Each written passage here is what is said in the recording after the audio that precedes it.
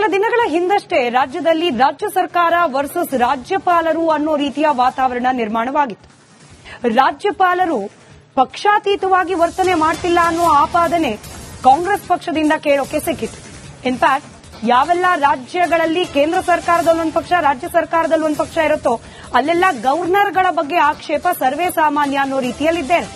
ಅದರಲ್ಲೂ ರಾಜ್ಯ ಸರ್ಕಾರ ಕೈಗೊಳ್ಳುವ ನಿರ್ಧಾರಗಳನ್ನ, ಮಸೂದೆಗಳನ್ನ ಬೇಕಂತಲೇ ವಿಳಂಬ ಧೋರಣೆ ಅನುಸರಿಸಿ ತಮ್ಮ ಬಳಿಯಲ್ಲೇ ಇರಿಸಿಕೊಳ್ತಾರೆ ರಾಜ್ಯಪಾಲರು ಅನ್ನೋ ಆಪಾದನೆ. ಈ ವಿಚಾರಕ್ಕೆ ಸಂಬಂಧಪಟ್ಟಂತೆ ಸುಪ್ರೀಂ ಕೋರ್ಟ್ ಇವತ್ತು ಮಹತ್ವದ ತೀರ್ಪೊಂದನ್ನ ಹೊರಡಿಸಿದೆ. ಇನ್ನು ಮುಂದೆ ಮಸೂದೆಗಳನ್ನ ರಾಜ್ಯಪಾಲರು ಬಹಳ ದಿನ ತಡೆದು ಹಿಡಿಯುವಂತಿಲ್ಲ. ಐತಿಹಾಸಿಕ ತೀರ್ಪನ್ನ ಪ್ರಕಟಿಸಿದೆ ಸುಪ್ರೀಂ ಕೋರ್ಟ್. ತಮಿಳುನಾಡು ಸರ್ಕಾರ ಸಲ್ಲಿಸಿದ ಅರ್ಜಿ ವಿಚಾರಣೆಯನ್ನ ನಡೆಸೋ ಸಂದರ್ಭದಲ್ಲಿ ಈ ಬಗ್ಗೆ ತೀರ್ಪು ಹೊರಬಿದ್ದಿದೆ. ಗವರ್ನರ್ RN ರವಿ ವಿರುದ್ಧ ಸುಪ್ರೀಂ ಕೋರ್ಟ್ ಗರಂ ಆಗಿದೆ ಕೂಡ. ಈ ರೀತಿ ಮಸೂದೆಯನ್ನ ತಡೆಯೋದು ಕಾನೂನು ಬಾಹಿರ. ರಾಜ್ಯದ ಅಸೆಂಬ್ಲಿಯಲ್ಲಿ ಪಾಸಾದ ಬಿಲ್ಗೆ ತಿಂಗಳುಗಟ್ಟಲೆ ತಡೆ ಸಲ್ಲಿಸೋದು ಸಲ್ಲ. ಬಿಲ್ಗಳಿಗೆ ಸಂವಿಧಾನಬದ್ಧ ಕಾಲಮಿತಿ ನಿಗದಿ ಅನಿವಾರ್ಯ ಅಂತ ಹೇಳಿ ತನ್ನ ತೀರ್ಪಿನಲ್ಲಿ ಬಹಳ ಸ್ಪಷ್ಟವಾಗಿ ಉಲ್ಲೇಖಿಸಿದೆ ಸುಪ್ರೀಂ ಕೋರ್ಟ್. ಮಸೂದೆ ಪಾಸಾಗಿ ಕೇವಲ 3 ತಿಂಗಳ ಒಳಗಾಗಿ, ಕೇವಲ 90 ದಿನಗಳ ಒಳಗಾಗಿ ಕ್ರಮವನ್ನ ಕೈಗೊಳ್ಳಬೇಕು ಅಂತ ಕೂಡ ಸೂಚಿಸಿದೆ ಸುಪ್ರೀಂ ಕೋರ್ಟ್. ಈ ಬಗ್ಗೆ ಮತ್ತಷ್ಟು ಮಾಹಿತಿಯನ್ನ ಹಂಚಿಕೊಳ್ಳಿಕ್ಕೆ ಹಿರಿಯ ವಕೀಲರಾದ ಸುನಿಲ್ ಕುಮಾರ್ ಅವರು ನಮ್ಮ ಜೊತೆ ದೂರವಾಣಿ ಸಂಪರ್ಕದಲ್ಲಿದ್ದಾರೆ. ಸರ್ ನಮಸ್ಕಾರ. ನಮಸ್ತೆ. ಗವರ್ನರ್ ವರ್ಸಸ್ ಗವರ್ಮೆಂಟ್ ಅನ್ನೋದು ನಮ್ಮ ರಾಜ್ಯವನ್ನೂ ಒಳಗೊಂಡಂತೆ ಅನೇಕ ರಾಜ್ಯಗಳಲ್ಲಿ ಗಮನಿಸಿದ್ವಿ, ಎಸ್ಪೆಷಲಿ ಮಸೂದೆಗಳ ಅಂಕಿತ ವಿಚಾರಕ್ಕೆ ಸಂಬಂಧಪಟ್ಟಂತೆ. ಸುಪ್ರೀಂ ಕೋರ್ಟ್ನ ಈ ವಿಚಾರ, ಇವತ್ತಿನ ತೀರ್ಪು, ಹಾಗೆ ನಿಗದಿ ಮಾಡಿರುವ ಡೆಡ್ಲೈನ್ ಎಷ್ಟು ಮಹತ್ವದ್ದು ಅಂತ ಹೇಳಿ? ಮೇಡಮ್, ಇದು ಬಹಳ ಒಂದು ಮಹತ್ವವಾದಂತಹ ತೀರ್ಪನ್ನು ಸುಪ್ರೀಂ ಕೋರ್ಟ್ ಕೊಟ್ಟಿದೆ ಮತ್ತು ಎಲ್ಲಾ ರಾಜ್ಯದ ಗವರ್ನರ್ಗಳಿಗೆ ಒಂದು ಒಳ್ಳೆ ಪಾಠವನ್ನು ಹೇಳದಂಗಾಗಿದೆ. ಈಗ ಅನೇಕ ರಾಜ್ಯ ಸರ್ಕಾರಗಳು ಸಾರ್ವಜನಿಕರ ಹಿತದೃಷ್ಟಿಯಿಂದ ಅನೇಕ ಬಿಲ್ಗಳನ್ನ ಪಾಸ್ ಮಾಡ್ತಾರೆ. ಅದಕ್ಕೆ ಗವರ್ನರ್ ಅವರು ತಮ್ಮ ಸಿಗ್ನೇಚರ್ ಹಾಕಿದ ನಂತರನೇ that becomes an act. Article 200 of the constitution ಅಲ್ಲಿ ಒಂದು ಪ್ರೊಸೀಜರ್ ಅನ್ನ ಲೇ ಡೌನ್ ಮಾಡ್ತಾರೆ. ಗವರ್ನರ್ ಅವರಿಗೆ ಒಂದು ಬಿಲ್ ಹೋದಾಗ ಅವ್ರು ಏನ್ ಮಾಡಬಹುದು, ಅವ್ರು ಅದನ್ನ ಮತ್ತೆ ಇನ್ನೊಂದ್ಸರಿ ರೀಕನ್ಸಿಡರ್ ಮಾಡಿ ಅಂತ ವಾಪಸ್ ಕಳಿಸಬಹುದು, ಅಥವಾ ಪ್ರೆಸಿಡೆಂಟ್ ಕಳಿಸಬಹುದು, ಅಥವಾ ಅದನ್ನ ಸೈನ್ ಮಾಡಬೇಕು. ಸುಮ್ಮನೆ ತಡೆ ಹಿಡ್ಕೊಂಡು ತಿಂಗಳಾನ್ಗಟ್ಲೆಯಿಂದ ನೀವು ಕೂತ್ರೆ ಇಲ್ಲಿ ಅಡ್ಮಿನಿಸ್ಟ್ರೇಷನ್ ಹೇಗೆ ನಡೀಬೇಕು ಅದನ್ನ ಸ್ವಲ್ಪ ಖಾರವಾದ ಭಾಷೆಯಲ್ಲಿ ಸುಪ್ರೀಂ ಕೋರ್ಟ್ ಹೇಳಿದೆ. ಗವರ್ನರ್ ರವಿರವರು ಸುಮಾರು 10 ಬಿಲ್ಗಳನ್ನ ಪಾಸ್ ಮಾಡಿದಿರ ತಮ್ಮ ಹತ್ರ ಇಟ್ಕೊಂಡು ಕೂತಿದ್ರು. ಹಾಗಾಗಿ ಸಹಜವಾದಂತಹ ಅಡ್ಮಿನಿಸ್ಟ್ರೇಷನ್, ಸಾರ್ವಜನಿಕರಿಗೆ ಸಿಗಬೇಕಾಗಿರೋ ಸವಲತ್ತುಗಳು, ಸರ್ಕಾರದ ಕಾರ್ಯಕ್ರಮಗಳು ಯಾವುದೂ ಕೂಡ ಕ್ಲಿಯರ್ ಆಗ್ತಾ ಇರಲಿಲ್ಲ. ಹಾಗಾಗಿ ಇದೊಂದು ಅತಿ ದೊಡ್ಡ victory for all the States, ಎಲ್ಲ ರಾಜ್ಯಗಳಿಗೆ. ಮತ್ತು ಗವರ್ನರ್ ಅವರಿಗೆ ಚಾಟಿ ಏಟ್ ಕೊಟ್ಟು ನಿಮ್ಮ ಕರ್ತವ್ಯಗಳನ್ನ ನೀವು ಕಾನೂನಿನ ಮತ್ತು ಸಂವಿಧಾನದ ಅಡಿಯಲ್ಲಿ ಮಾಡಬೇಕು ಅಂತ ಪಾಠ ಹೇಳದಂಗೆ ಸುಪ್ರೀಂ ಕೋರ್ಟ್ ಹೇಳಿ. Just for general understanding Sunil Kumar sir, ಈ ಹಿಂದೆ ಕಾಲಮಿತಿ ಅನ್ನೋದು ಇರ್ಲಿಲ್ವಾ ಅಥವಾ ಇದ್ದೂನು ಬಳಕೆ ಆಗ್ತಿರ್ಲಿಲ್ವಾ ಅಂತ ಹೇಳಿ? ಮೇಡಮ್, ಹಿಂದೆ ಕಾಲಮಿತಿ ಇರಲಿಲ್ಲ.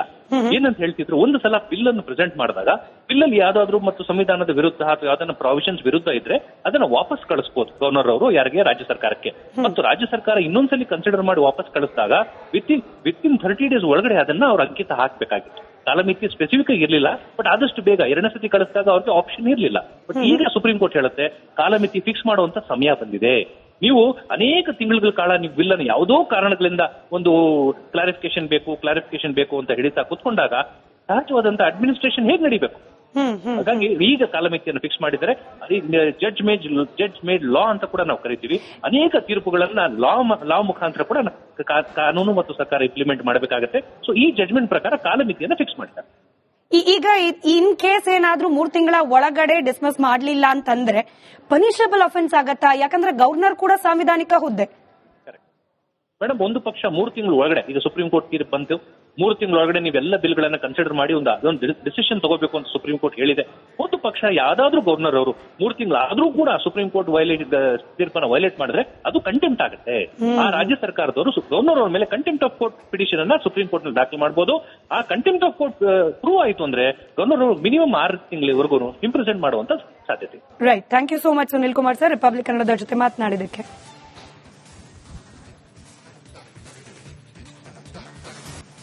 ಕೆಲ ದಿನಗಳ ಹಿಂದಷ್ಟೇ ರಾಜ್ಯದಲ್ಲಿ ರಾಜ್ಯ ಸರ್ಕಾರ ವರ್ಸಸ್ ರಾಜ್ಯಪಾಲರು ಅನ್ನೋ ರೀತಿಯ ವಾತಾವರಣ ನಿರ್ಮಾಣವಾಗಿತ್ತು.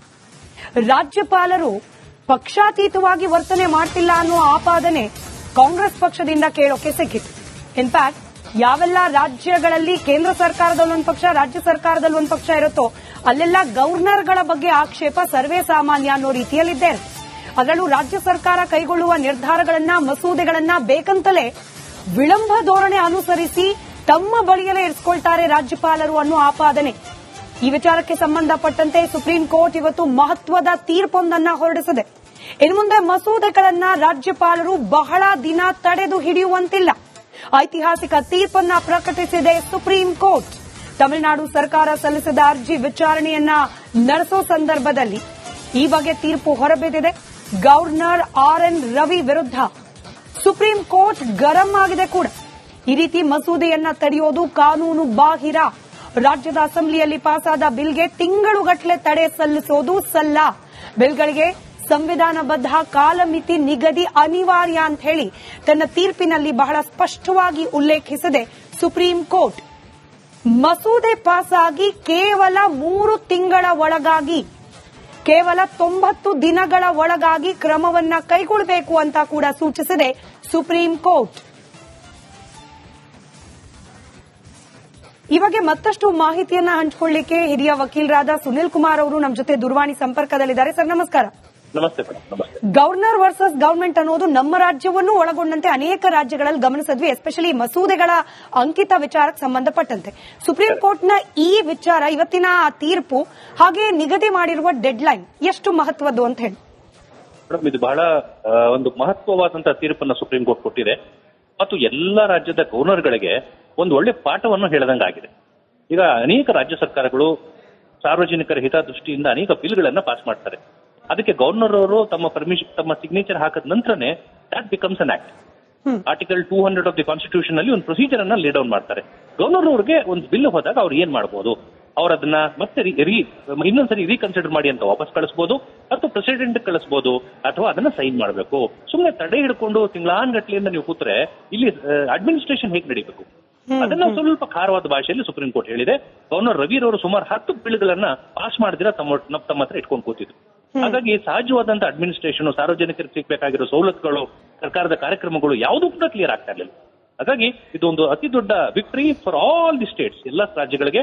ಮತ್ತು ಗವರ್ನರ್ ಅವರಿಗೆ ಚಾಟಿ ಏಟ್ ಕೊಟ್ಟು ನಿಮ್ಮ ಕರ್ತವ್ಯಗಳನ್ನ ನೀವು ಕಾನೂನಿನ ಮತ್ತು ಸಂವಿಧಾನದ ಅಡಿಯಲ್ಲಿ ಮಾಡಬೇಕು ಅಂತ ಪಾಠ ಹೇಳದಂಗೆ ಸುಪ್ರೀಂ ಕೋರ್ಟ್ ಹೇಳಿ.